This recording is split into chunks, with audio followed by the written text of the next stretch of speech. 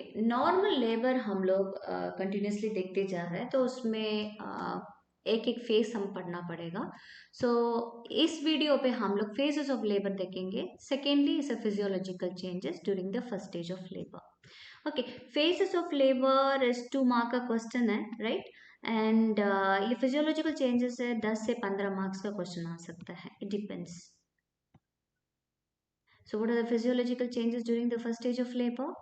Normal labour, number one, इसको अपना आप स्पॉन्टेनियसली आना चाहिए। ओके, कोई उसको दवाई पानी नहीं दिलाकर अपना आप आना चाहिए, और 37 to 42 वीक्स ऑफ जेस्टेशन में वो होना चाहिए। एंड बच्चों को जो प्रेजेंटिंग पार्ट जो होना है, पहला जो आना है वो वर्टेक्स आएगा in a healthy mother and the baby should be there. ये हम एज ए नर्स क्यों पढ़ रहे हैं इसको? क्योंकि हम अच्छे से ऑब्जर्व करेंगे, क्योंकि एक नर्स है 24 घंटा पेशेंट के पास रहता है। It is very very important for us to observe, तो हम लोग को पता चलेगा ना नॉर्मल क्या है, उसी से अबनॉर्मल इसीलिए पहचान पाएंगे, राइट। तो इसीलिए इसको फिजियोलॉजी हमको पढ़ना है, और ये इफेक्टिव मैनेजमेंट के लिए हेल्प करेगा।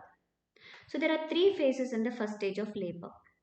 सो the phases of first stage of जो लेबर में 2-3 फेजेस होती है। सो इसमें लेटेंट फेज होती है। लेटेंट का मतलब मीनिंग है हिडन, मतलब छुपा है, पता नहीं चलता है इसमें क्या हो रहा है क्या नहीं हो रहा है, हिडन। लेटेंट की मीनिंग यही है। ओके, सो ये precede the active first stage of labour. सो यहाँ पर इसको देख लेना, ये लेटेंट फेज है, ये है एक्टिव फेज है। अच्छा, ये भी पढ़ा दे रहे हैं, उसके बाद I will go for that one, it will be easy for you. This is cervical dilatation, means 0 से लेकर 10 सेंटीमीटर की है, ये सेंटीमीटर्स में मेजर किया जाता है। और यहाँ पर टाइम है, एक एक घंटा है, राइट। सो लगभग हम देखेंगे तो लेटेंट फेज कितने घंटे की होती है, ये 8 घंटा का तक हो रहा है।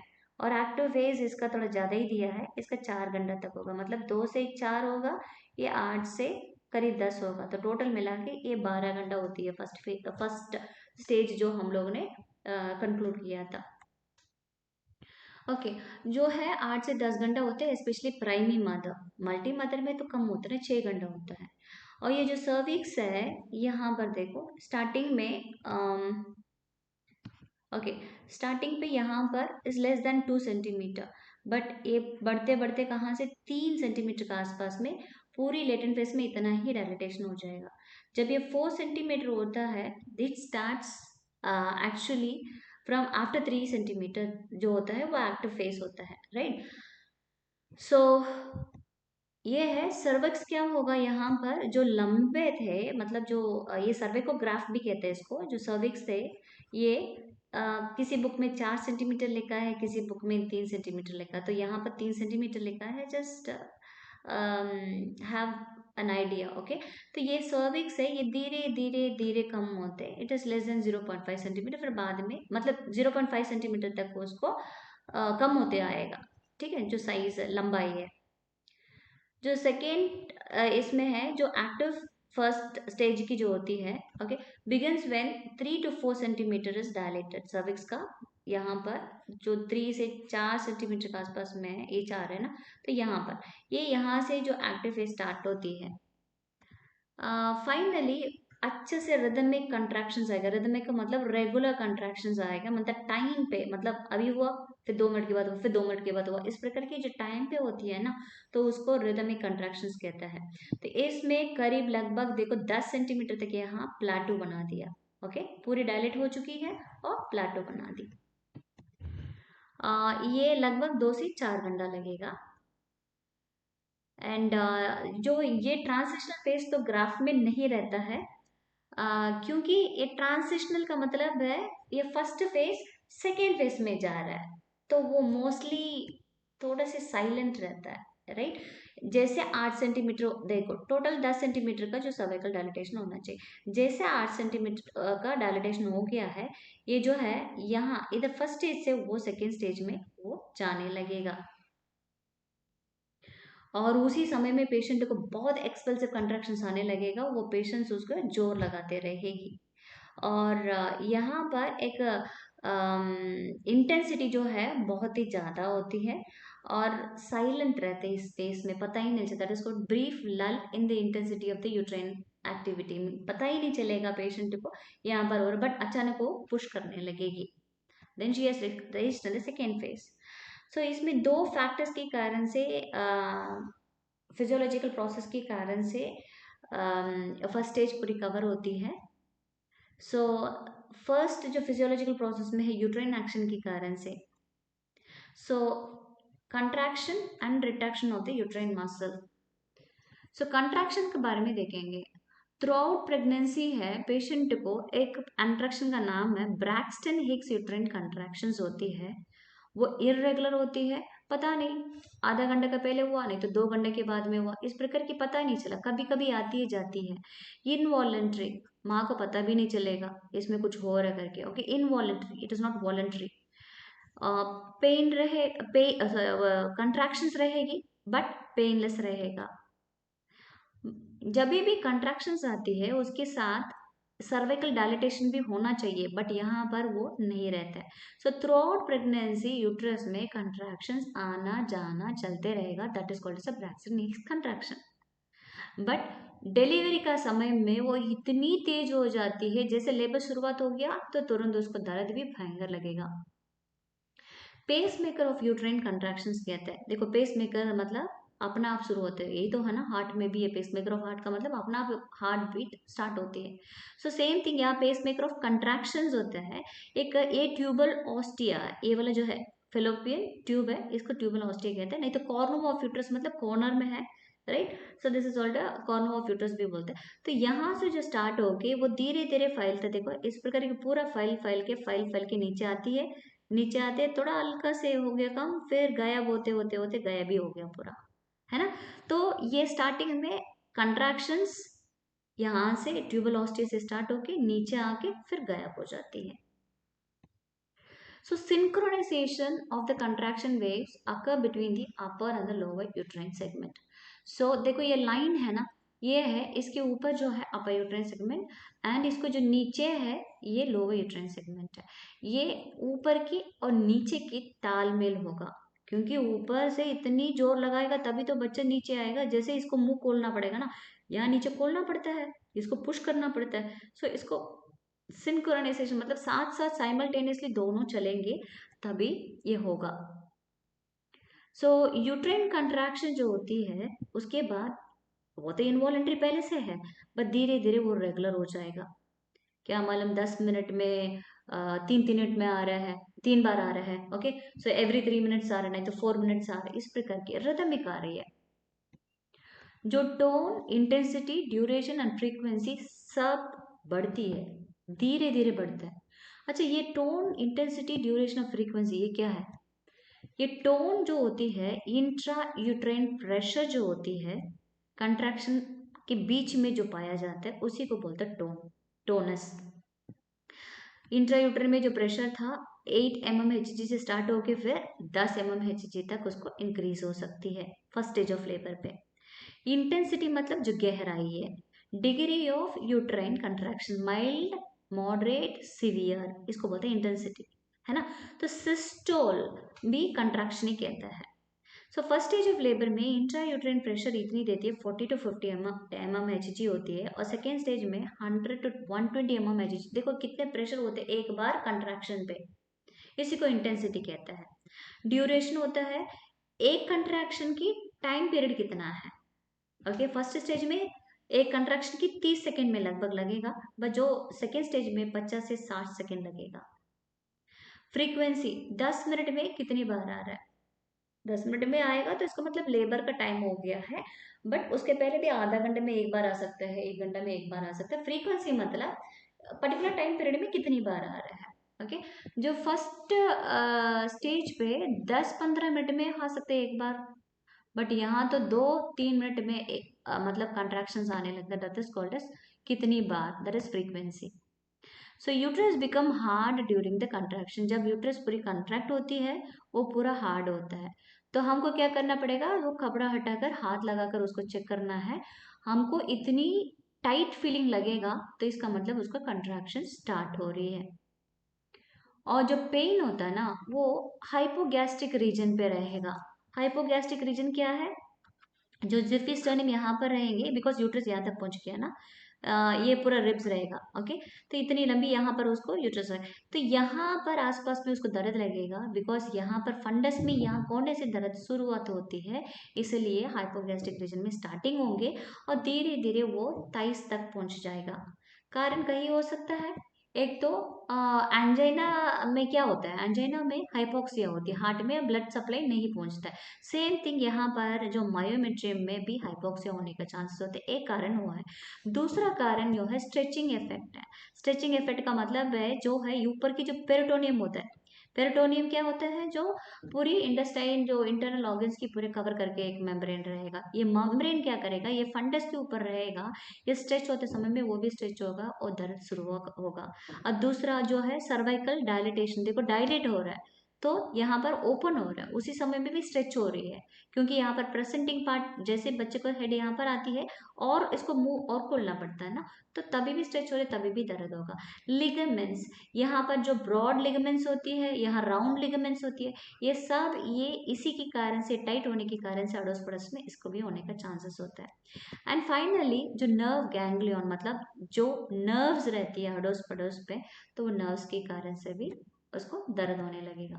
बट जो पेन, जो बैक पेन होता है, क्योंकि ये फंडस में स्टार्ट होती है, मतलब हाइपोगैस्ट्रिक रीजन में स्टार्ट होना चाहिए, बट कमर में दर्द, कमर में दर्द क्यों बोलते हैं, क्योंकि वो सर्वाइकल डायलिटेशन होती है, तो उस एंगल पे जो स्पाइनल कॉर्ड लेके जाता है ना, तो इसलिए उसको just because of cervical dilatation they may have a back pain. So जो पेन है उसका T10 L1 तक उसको चलता है। रिट्रैक्शन, रिट्रैक्शन का मतलब है जो यूट्राइन की मसल बाकी मसल्स की बराबर नहीं है, क्योंकि यूट्राइन मसल्स की एक ऐसी वाला क्वालिटी है, जब भी कंट्रैक्शन हो गया, देखो ये रिलैक्स्ड हो गया है ना, कंट्रैक्शन हो गया, कंट्रैक्शन होने के समय में बाद में ये रिलैक्स हो रहा है, रिलैक्स होने के समय में भी उसके बाद थोड़ा बहुत कंट्रैक्शन बचा रहेगा। सो लिटरली बोलेंगे तो shortening of the muscle fibre, इसका रिट्रैक्शन की मीनिंग है। ओके, इसको जो लेंथ है, लंबाई है, वो कम हो जाएगा, so that it will retain some of the contractions with that, तो shortens in the length। and ये जो muscle contraction क्यों कब होती है, only during labor, उसके बाद में नहीं होगी।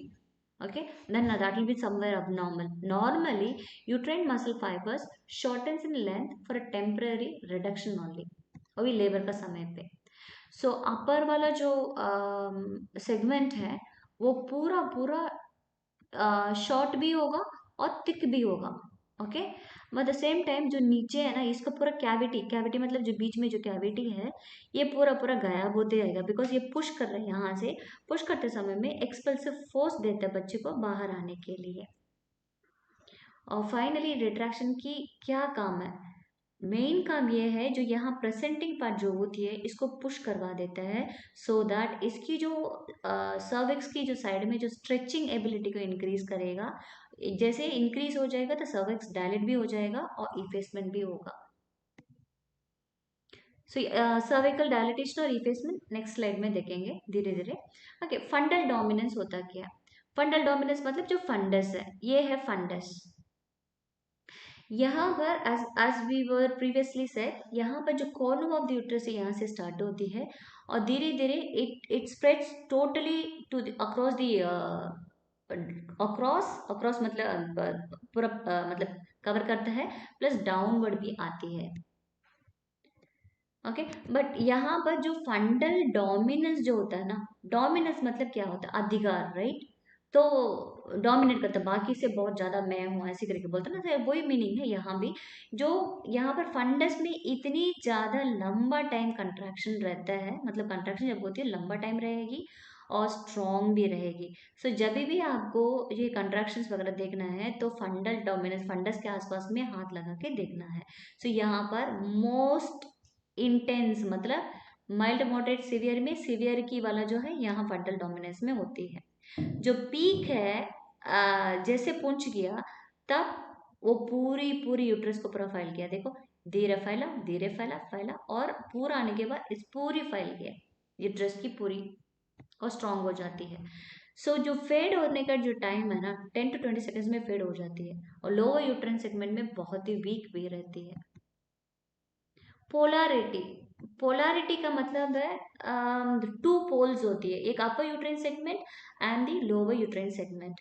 सो वहाँ पर जो न्यूरोमस्कुलर हार्मोनी, मतलब जो न्यूरो नर्वस सिस्टम की जो काम है, जो अपर यूट्राइन सेगमेंट और लोअर यूट्राइन सेगमेंट की तालमेल होना चाहिए, क्योंकि जो अपर यूट्राइन सेगमेंट क्या करता है, वो पूरा पूरा दर्द को पुश करके बच्चे को नीचे निकालता है, और जो नीचे की जो प्रेजेंटिंग पार्ट है, मतलब जो लोअर यूट्राइन सेगमेंट में प्रेजेंटिंग पार्ट क्या करते हैं, और जोर लगाते हैं सो दैट सर्वाइकल डायलिटेशन हो जाए।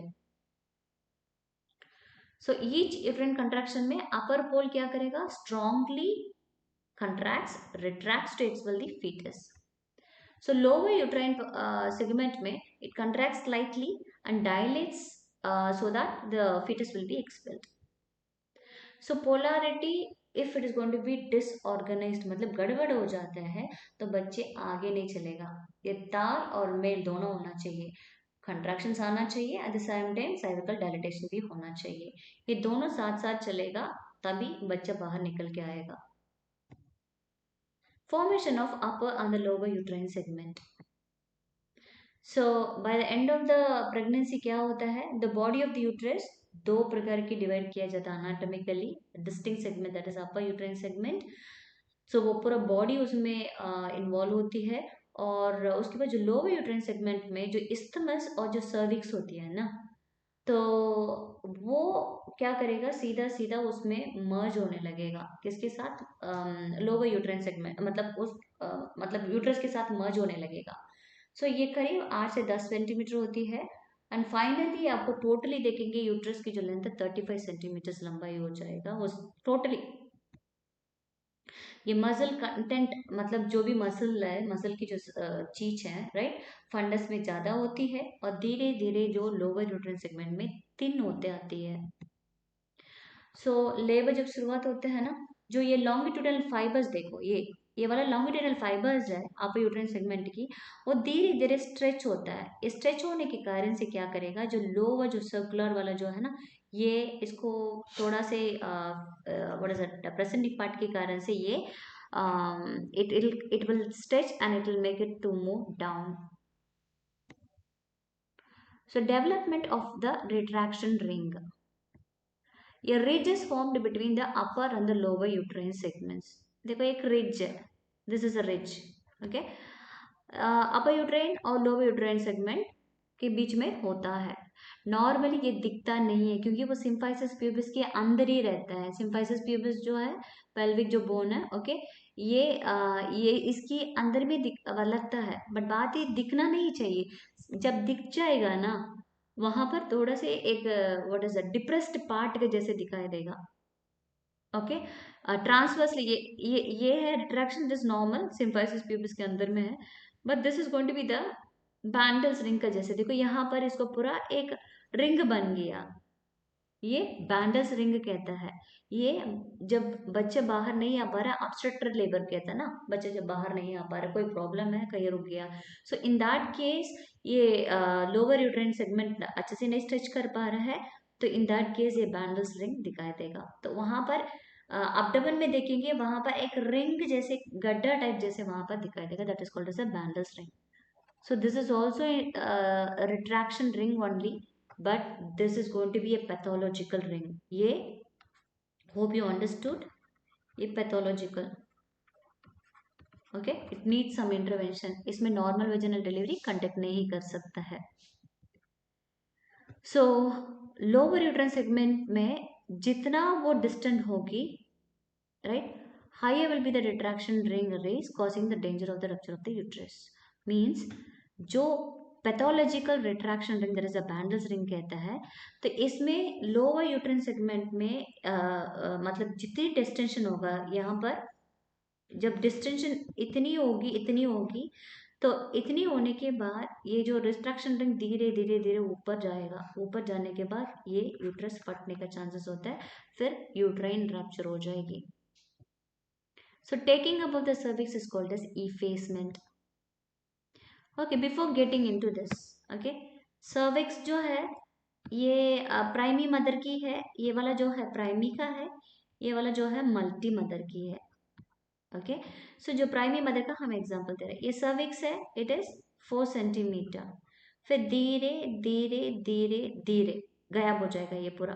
ओके, मीन्स ये पूरा इसमें अपर यूट्राइन सेगमेंट के साथ वो मर्ज हो जाएगा, राइट। सो जब वो धीरे यहाँ पर पूरी है, उसका 0% इफेसमेंट कहते हैं। सपोज यहाँ पर एक मतलब 3 सेंटीमीटर है, उसको 25% इफेसमेंट कहते हैं। सपोज 2 सेंटीमीटर्स की है, तो उसका जो लेंथ 2 सेंटीमीटर्स की है उसका 50% कहता है। और suppose it is only 1 centimetre है, इसका 75%, एंड टोटली इट इज 100% होगा जब वहां पर सर्विक्स पता ही नहीं चला। ओके, सो इट्स लंबा लंबा लंबा लंबा and zero. Okay, this is 100% effacement, and this is 25%, 50 and 75, and this is 0%. This is 4 centimeter, and this is 3 centimeter, this is 2 centimeter, 1 centimeter and 0 centimeter. Okay, so जब भी chart में लिखा रहेगा effacement इस प्रकार के ये करा जाएगा। Okay, so the muscle fibers surrounding the internal laws are drawn up to the drawn up by the retracted upper segment, causing the cervix to shorten. तो शॉर्टनिंग ऑफ द सर्विक्स भी कह दे, सिंपल टर्म है, but effacement का taking up of the cervix ही बोलना पड़ेगा। Okay, it merges into and becomes a part of the lower uterine segment. Okay, finally effacement late pregnancy में होने का चांसेस होता है, बट इसमें लेबर का समय में ही पक्का वो इफेसमेंट होने का कंफर्म है। नल्ली पेरस वुमेन, पेरस का मतलब है जो डिलीवरी हुआ है उसी को पेरस वुमेन कहते हैं। Okay, parity. सो नल्ली मतलब 0, एक बच्चे भी पैदा नहीं किया है, तो वो बच्चे को जो पैदा नहीं किया है वही पेशेंट को जो सर्विक्स का मैंने इफेसमेंट जो है ना, वो जब तक पूरा नहीं होगा तब तक उसको डायलिटेशन नहीं होगा। बट वो उल्टा है, मल्टी पे इफेसमेंट और डायलिटेशन दोनों साथ साथ में चलेगा। और स्मॉल कैनॉल में be felt in every labour, so that is called as a multiple os कहते हैं। सर्वाइकल डायलिटेशन, ये सर्विक्स जो डायलिटेशन वो नीचे से खुलते हैं, देखो ये वाला जो है। सो इफेसमेंट क्या है, वो इंटरनल ऑस को खुल जाती है। एक्सटर्नल जो ऑस है जब ये खुलती है इसको बोलते हैं dilatation. Okay, dilatation of the cervix the process of enlargement of the os uteri. ये ऑस यूट्राई जो खुल जाती है क्योंकि एनलार्ज होती है, बड़ा होती है, इस मतलब साइज में बड़ा नहीं होता है, उसको ओपन होती है। ये पहले टाइट था और ये धीरे धीरे खोलने लगेगा, ये सो दैट ये फीटस जो हेड है ये बाहर आ जाए, जो ये सेंटीमीटर्स में मेजर किया जाता है। एंड मैक्सिमम जो है स्टार्ट 0 टू, बिकॉज 0 था उसका, बिल्कुल उसको खुला नहीं था, मुंह बंद था, एंड 10 सेंटीमीटर तक उसको बढ़ता है। और डायलिटेशन जो है क्यों होता है, क्योंकि वही बैग है ना, एक फीटस की हेड है और ये जो मेम्ब्रेन की है पूरा प्रेशर है, इसी के कारण से होता है। ये जो बैग इंटैक्ट कहता है, इंटैक्ट, एक मिनट में लिख रही हूँ, इंटैक्ट, INTACT, इंटैक्ट का मतलब ये होता है ये जो झिल्ली फटा नहीं है, ये देखो ब्लू कलर की झिल्ली है ना, ये फटी नहीं है। ओके, सो सपोज यहाँ पर अच्छे से हेड फिक्स्ड है और ये cervix, what is that, a well flexed fetal head closely applied to the cervix favors the efficient dilatation। ये जितनी यहाँ पर नीचे आएगा और अच्छे से उसको cervical dilatation होगा। Finally, pressure applied evenly to the cervix causes the uterine fundus to respond by the contraction and the retraction। Okay, यहाँ पर जितना सर्विक्स खुल गया उसके अनुसार में वही तो बोला ना, सिंक्रोनाइजेशन, पोलारिटी, तालमेल होता है। सो अपर यूट्राइन सेगमेंट की यहाँ पर जितनी डायलिटेशन होगा उतना अच्छा वहां पे कॉन्ट्रैक्शन भी होगा, रिट्रैक्शन भी होगा। शो, ये शो है, इट इज लेटर प्रेगनेंसी में, प्रेगनेंसी का समय में यहाँ पर एक ओपरकुलम कहते हैं, इसी को बोलते हैं ओपरकुलम, म्यूकस प्लग। ये जो सेल्स बनी है ना, इसके कारण से यहाँ पर एक सिक्रीशंस आए, और ये वगैरह ये स्पेशली जब लेबर के समय में यहाँ से जो कोरियन जो है अटैच्ड है वो थोड़ा अलग हो जाता है ना, तो इन दैट केस थोड़ा से हल्की फुल्की इस प्रकार की जो दिखाई दिए, देखो this is a bloody stain. देखो ब्लीडिंग अभी फर्स्ट स्टेज में नहीं होगा ना, सेकंड स्टेज में होगा, थर्ड स्टेज में जब प्लासेंटा निकली तभी होगा। Okay, few hours with in और आफ्टर द लेबर स्टार्ट होते ही ये शो दिखाई देगा। The blood is from the ruptured capillaries where the chorion is detached and from the dilating cervix। दोनों के कारण से ये वाला जो है शो दिखती है। ओके, एक तो ruptured capillaries which is I mean detached from the chorion and दूसरा है dilating cervix। So let me talk about the physiological process for the mechanical factors। Formation of a bag of membrane। With the dilatation of the lower uterine segment, the chorion gets detached from it। जैसे cervical dilatation होगी और वहां से उसको अलग हो गया Korean. सो ये कोरियन और दोनों फीटल मेम्ब्रेन्स होती है। बैग ऑफ मेम्ब्रेन का मतलब इसमें एमनियन भी होती है और कोरियन होता है। ओके, सो फीटस को जो साइड में रहेगा वो एमनियन और बाहर के साइड में रहेगा वो कोरियन है। सो कोरियन जो यहाँ पर जो प्लासेंटा के साथ अटैच थे वो अलग हो गया। I mean it is attached, chorion is attached। okay, I'm not talking about अलग हुआ अभी।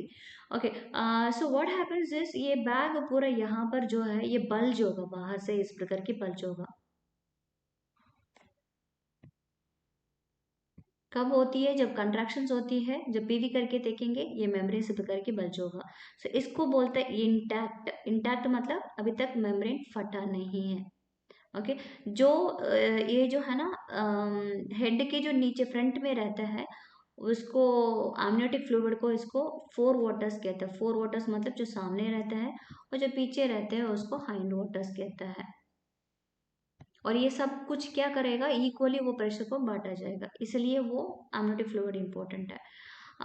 With contraction the pressure is not exerted on the fore waters. Chance ही नहीं है इसमें और उसमें कोई प्रॉब्लम ही नहीं होता है। ओके, बट जनरलाइज्ड प्रेशर जो होती है उसी के कारण से इसके ऊपर रहेगा। जब ज़्यादा ही प्रेशर बढ़ जाती है तो वो चिल्ली फट जाएगी, बोलता है ना, उसको रप्चर ऑफ मेम्ब्रेन कहते हैं। So the pressure is equalise throughout the uterus. जब फंडस यहाँ से कंट्रैक्ट हो रही है होते समय में ये पूरी पूरी सभी जगह में ये पूरा फैलेगा, यहाँ भी फैलेगा बट इतनी अलग ही यहाँ पर्टिकुलरली नहीं प्रेशर देता है। सो जनरलाइज्ड प्रेशर देख लो सभी जगह में पूरा ऐसे कैसे है। ओके, जो मेम्ब्रेन्स यहाँ पर इंटैक्ट में ही रहते हैं, इंटैक्ट मतलब क्लोज्ड रहता है, अभी तक झिल्ली फटा नहीं। Okay, the pressure of the uterine contractions is exerted on the fluid. So fluid है तो क्या करेगा, उसको पूरी प्रेशर एक जगह में नहीं देगा, पूरा इक्वलाइज करवा देगा। सो यूट्रस की पूरी है बट उसमें फीटल बॉडी भी है, इसी को बोलते हैं generalised fluid pressure. It's not in one particular place, that is why it is general fluid pressure. Okay, membranes को कंटिन्यूस रखता है, मतलब इंटैक्ट रखता है। इंटीग्रिटी का मतलब वही है, it is continuous and intact. और ऑक्सीजन सप्लाई सही मात्रा में देता है। जब कंट्रैक्शन वगैरह बंद हो जाता है तो बच्चों को ऑक्सीजन वगैरह उसी में मिल जाती है। And it prevents intrauterine and the foetal infections too. So foetal axis pressure होता क्या है? फीटस का मतलब फीटस जो ये बच्चे हैं, ये ईच कंट्रैक्शन का समय में क्या करेगा, फंडस में जोर लगा देगा। जोर लगाते समय में इतनी जोर लगेगा तो बच्चे को इस प्रकार की जो स्पाइन है ना, वर्टिब्रे है ना, वो सीधा हो जाएगा। तो इसको जो फीटल फीटल पोडालिक पार्ट, राइट, तो इस जगह क्या करेगा, इसकी और थोड़ा इधर पुश करेगा और ये पूरा पूरा बॉडी सीधा आ जाएगा। जैसे सीधा आते साथ ही ये वाला जो हेड है वो नीचे होके बाहर आ जाएगा। This is a long axis, this is called as a foetal axis pressure. तो जैसे यहाँ से दे दिया तो फीटल एक्सिस प्रेशर कहाँ से खत्म हो रहा है, start to the fundus, straight होने के कारण से सीधा सीधा वो what is that, it is comes on the cervix, और सर्विक्स में जैसे प्रेशर दे रहे तब रप्चर ऑफ मेम्ब्रेन होगा। वो सेकेंड स्टेज में अभी पहुंच गया। So what is rupture of membranes, ये है वो झिल्ली फट जाता बोलता है ना, तो लीकिंग पीवी भी कहता है। कभी कभी फाइल में लिखा रहेगा, रप्चर ऑफ मेम्ब्रेन नहीं लिखा रहेगा, leaking PB. And one more term is also there, that also I explain you. ARM कहते हैं, it is artificial rupture of membrane भी कहते हैं, right. So optimum physiological time for the membranes to rupture spontaneously is at the end of the first stage of the labor, after the cervix becomes fully dilated and no longer supports the bag of waters। Okay, तो पूरा cervix dilate हो गया और कहीं और जगह नहीं है उसको सपोर्ट करने के लिए, वो जनरलाइज प्रेशर बनाने के लिए, तब ये झिल्ली फट जाती है। ओके, यूट्रिन कंट्रैक्शंस भी उसी के ऊपर और जोर लगा के उसको देता है। और मेम्ब्रेन्स रप्चर है लेबर के समय में होना चाहिए, और भी फर्स्ट स्टेज का टाइम पे होना चाहिए, और बिफोर 48 घंटा फाइन, बट जल्दी उसके पहले हो जाएगा उसको pre mature rupture of membrane कहते हैं, वो इन्फेक्शन के लिए उसको चांसेस होता है। तो आप उस समय में पीवी नहीं करना चाहिए, क्योंकि जब पीवी करते समय में क्या होगा, वो इन्फेक्शन को आप खुद उसको दिला रहे हैं, वो धीरे धीरे वहाँ पानी का द्वारा, ये amniotic फ्लूइड का द्वारा इन्फेक्शन फैला के फिर यहाँ पर पहुँच के और फिर ये प्लासेंटा में, और बच्चे को भी नुकसान और माँ को भी नुकसान पड़ेगा। सो ये डायग्नोसिस कैसे करेंगे रप्चर ऑफ मेम्ब्रेन के लिए? सो आपको स्पेकुलम लगाना पड़ेगा, स्पेकुलम लगा के देख सकते हैं वहाँ पानी आ रही नहीं आ रही है, क्योंकि पेशेंट को कभी कभी लगेगा ना गीला हो रही है तो यूरिन हो गया, इस प्रकार कंफ्यूज होता समय में आपको स्पेकुलम लगा के उसको देखना है और उसके बाद जांच करना पड़ेगा और लाइक। बट आजकल तो किट आती है, वो किट से चेक किया जाता है। Okay, majority of the women will labour I mean in labour will have this spontaneously with in 48 hours. जैसे रप्चर ऑफ मेम्ब्रेन हो गया 48 घंटा में उसको पूरा स्पॉन्टेनियसली लेबर हो जाएगा। बट 48 आवर्स के ऊपर हो गया तभी आके पेशेंट ने बता रहे हैं, तब ऑगमेंटेशन ऑफ लेबर करेगा। ऑगमेंटेशन का मतलब इसमें कोई इंजेक्शन वगैरह देगा, मतलब क्योंकि ये भी रप्चर ऑफ मेम्ब्रेन भी एक साइन है लेबर का स्टार्ट हो गया करके। ओके, ये पेन और लेबर स्टार्ट तो हो गया, लेबर स्टार्ट होने के बाद उसको मेडिसिन देके और थोड़ा बढ़ाने के लिए जो काम करते हैं उसको ऑगमेंटेशन कहता है। Woman with pre labour rupture of membrane should have the temperature recorded, क्योंकि बहुत इंपॉर्टेंट है, क्योंकि इन्फेक्शन में है या नहीं है वो पता करना पड़ेगा। और I have seen patient coming with fever और उसको डिलीवरी करते हुए तुरंत मरते हुए भी देखा मैंने पेशेंट, इस प्रकार की भी हुआ। ओके, होता है, it is very dangerous actually, we have to check the temperature. Okay, occasionally the membrane के साथ मेम्ब्रेन रप्चर नहीं होती है सेकेंड स्टेज में, और ऐसे ही बच्चे के साथ वो पूरा पूरा कवर करके आती है, this is called as a caul, ऐसे ही बच्चा पैदा होता है। So hope you understood everything. सो जो भी इसके रिलेटेड वीडियोस आप डिस्क्रिप्शन में देख सकते हैं।